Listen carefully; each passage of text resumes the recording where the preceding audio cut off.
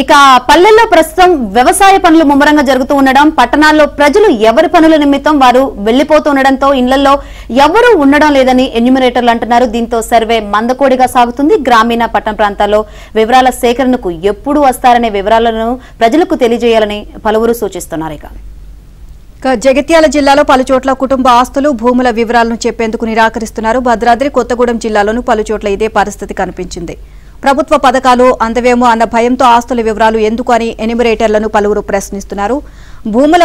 భూపాలపల్లి జిల్లాలో ఇప్పటివరకు 18,000 ఇండ్లలో సర్వే పూర్తి కాగా బ్యాంకు ఖాతా, ఆధార్ నెంబర్ చెప్పేందుకు జనం విముఖత చూపుతున్నారు అని చెప్పేసి తెలుస్తోంది. ఓవరాల్ గా ఇదే అంశానికి సంబంధించి మరిన్ని అప్డేట్స్ మా కరెస్పాండెంట్ రాజేష్ అడిగి తెలుసుకుందాం. రాజేష్, ఈ సర్వేకి సంబంధించి ఎవరు కూడా అంటే చాలా మంది వివరాలు ఇవ్వడానికి విముఖత చూపిస్తున్నట్లుగా తెలుస్తుంది. సో ఓవరాల్ గా అప్డేట్స్ ఏంటి?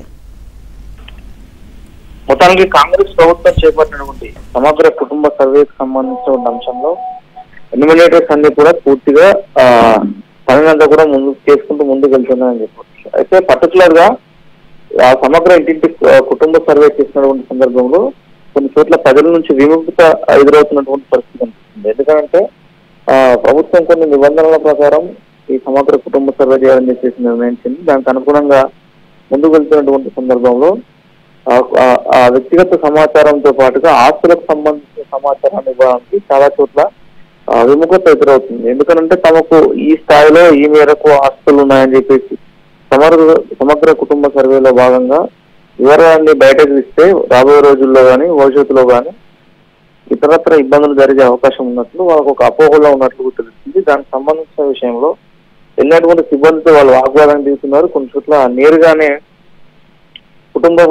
కుటుంబ సభ్యుల ఆస్తులకు సంబంధించిన అంశంపై వివరాలు ఇచ్చేందుకు వాళ్ళు మేము సిద్ధంగా లేమంటూ కూడా చెప్పేటువంటి ప్రయత్నం చేస్తున్నారు. దీంతో పాటుగా కొన్ని జిల్లాల్లో మందకోటిగా కులగణన సర్వే సంబంధించిన అంశం అంతా కూడా సాగుతుంది. ఫారం నింపేందుకు ఒక్కొక్క ఫారం నింపేందుకు సగటున సిబ్బందికి 1 గంట నుంచి 2 గంటల సమయం పడుతుంది. సో రోజున సగటున 6 లేదా 7 ఇళ్లలో మాత్రమే సమగ్ర కుటుంబ సర్వే వివరాల సేకరణ జరుగుతుంటూ అనుకున్న సమయం కంటే కేవలం 20 రోజుల్లో రాష్ట్ర వ్యాప్తంగా కుటుంబ సర్వే చేయాలని చెప్పేసి ప్రభుత్వం నిర్ణయించినప్పటికీ ఇది మరింత ఆలస్యం అయ్యే అవకాశం ఉన్నట్లయితే తెలుస్తుంది.